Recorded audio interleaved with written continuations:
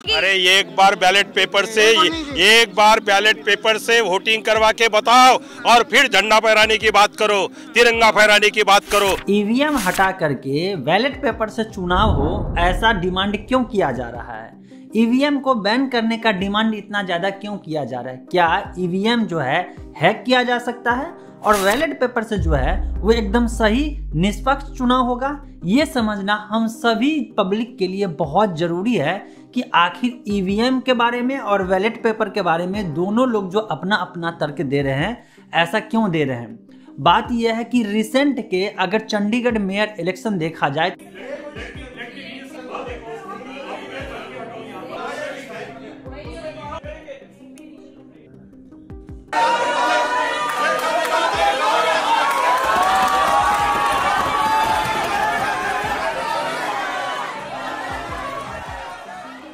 तो इसके बाद से इसमें सुप्रीम कोर्ट के जो सीजीआई हैं वो भी अब इन्वॉल्व हो रहे हैं। अब मामला जो है धीरे धीरे तूल पकड़ रहा है और लोग जो है हम सब पब्लिक के लिए इसलिए जरूरी है कि हम सब एक एक वोट देते हैं और उस वोट का गलत इस्तेमाल कहीं पे होता है तो कह लीजिए कहीं ना कहीं लोकतंत्र के लिए सबसे ज़्यादा खराबी होता है, नुकसानदायक होता है। लेकिन यार एक बात समझ नहीं आता है कि ये जो लोग विरोध कर रहे हैं, ईवीएम को बैन करने की मांग कर रहे हैं, ईवीएम हटाने की मांग कर रहे हैं, ये लोग क्या इतने समझदार नहीं हैं? सब समझदार है, सबको सब कुछ पता होता है, लेकिन इसके बावजूद ये लोग जानबूझ करके ऐसा मोमेंट क्रिएट करते हैं। अब मैं आपको बताना चाहता हूं ऐसा क्यों। जिस समय इलेक्शन कमीशन पे सवाल उठ रहा था, इसके बाद आम आदमी पार्टी के तरफ से एक डेमो जो दिया गया था, जो चाइनीज ईवीएम मॉडल ला करके वो सब जो डेमो दिए थे और बोले कि देखिए अगर वोट आप किसी दूसरे पार्टी को देंगे तो वोट जो है वो बीजेपी को चला जाएगा, डेमो दिया गया था। इसके बाद जो है इलेक्शन कमीशन ने क्या किया, हैकाथन रखा और ओपन चैलेंज दिया कि आ करके कोई भी पार्टी जो है ओपन चैलेंज को एक्सेप्ट करे और एक्सेप्ट करके हैक करके दिखाए और बताए कि वो जो है वहाँ पे हैक हो रहा है और वोट जो है डायरेक्ट जो है अभी जो सेंटर में गवर्नमेंट है उसको मिल रहा है। मतलब बीजेपी पे इल्जाम लग रहा था, राइट। कितनी पार्टी गया? कोई नहीं गया। तो लोग या जो पार्टी वाले आज के डेट में जो है हल्ला कर रहे हैं कि ईवीएम से जो है वोट चोरी किया जा रहा है, जनमत का जो है गलत इस्तेमाल हो रहा है, लोकतंत्र की हत्या हो रही है, ये लोग वहां नहीं पहुंचे और ना ही जो डेमो करने वाले लोग थे, सो कॉल्ड एक्सपर्ट अपने आप को ईवीएम के मामले में मान रहे थे, वो भी वहां नहीं गए। भाई क्यों नहीं गए? क्योंकि उन्हें पता था कि असल में मुद्दा क्या है। वहां पे गए और नहीं कर पाए तो उनका जो है वोट बैंक जो है फिसल जाएगा, लोग उस पर विश्वास नहीं करेंगे, इस डर से नहीं गए, पहला।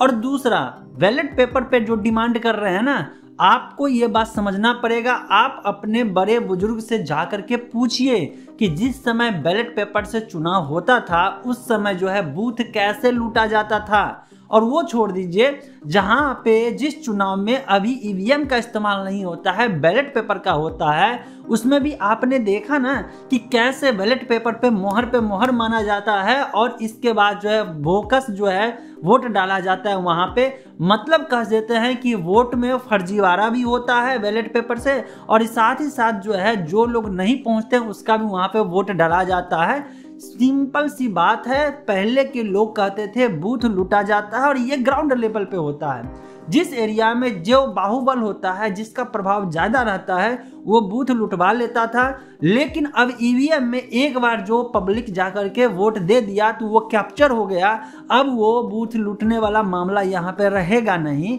तो इसीलिए आपको एक चीज देखने को मिलता होगा, देखिए पब्लिक को नेता सब बहुत बड़ा बेवकूफ समझता है, जबकि बेवकूफ होता नहीं है। आप गौर किए होगा, जब लोकल इलेक्शन होता है, क्षेत्रीय इलेक्शन होता है या जो क्षेत्रीय पार्टी स्टेट वाइज इलेक्शन होता है, मतलब स्टेट का इलेक्शन विधानसभा होता है, वहां पे बीजेपी हार जाया करती है उस स्टेट में।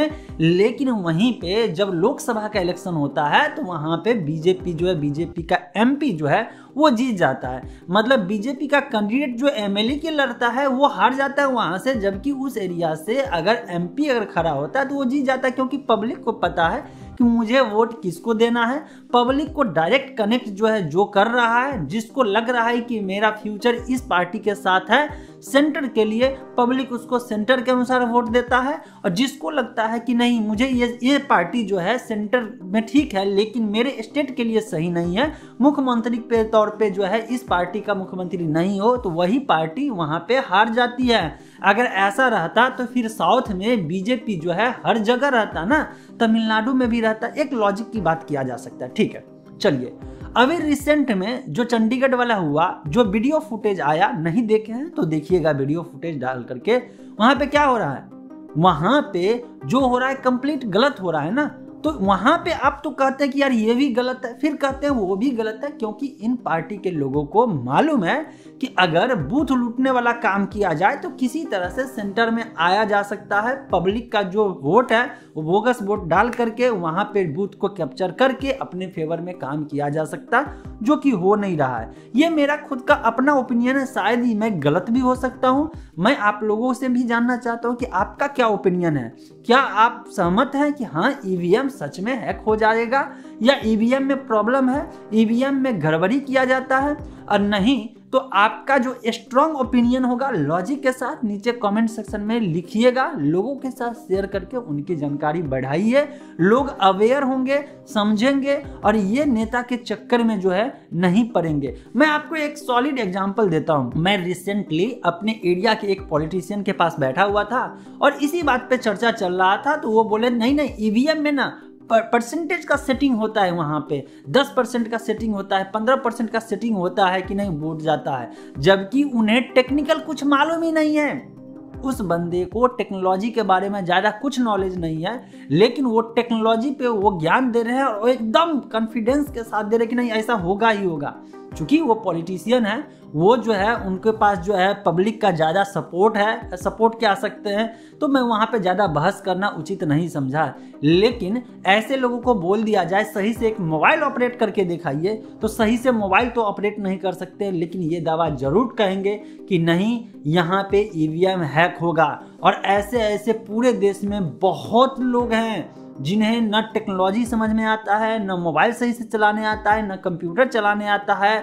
आप इसी बात से अंदाज़ा लगा सकते हैं कि जब महुआ मोइत्रा वाला कांड हुआ था, उसमें जब कहा गया था कि यहाँ पे मैं अपना जो है पासवर्ड देता हूँ दूसरे को, तो वो तो पढ़ी लिखी थी। इसके बाद वो चर्चा का विषय बना और फिर बहुत सारे नेता आकर के यहाँ पे ये बोलना शुरू कर दिए कि नहीं मुझे टेक्नोलॉजी कंप्यूटर चलाने नहीं आता है, तो मैं तो दूसरे का हेल्प लूँगा ही न लूँगा। वो वीडियो भी होगा आपके सामने, वो भी ज़रूर देखिएगा कि वहाँ पे जो ये सब सांसद ऐसे ऐसे शब्द का इस्तेमाल किए। अब जरा सोचिए कि जिन्हें लैपटॉप समझ में नहीं आता है, जिन्हें टेक्नोलॉजी समझ में नहीं आता है, वो भी हैकिंग पे इतना ज़्यादा ज्ञान दे रहे हैं, जबकि इसके पीछे कोई स्ट्रॉन्ग एविडेंस नहीं है, फिर भी दे रहे हैं भाई। तो अब तो आप भगवान ही मालिक है, इन लोगों को कौन समझाए। इसे अपना ओपिनियन तो आप कमेंट में जरूर ही डालिएगा। मिलते हैं फ्रेश और अपडेट के साथ अगले वीडियो।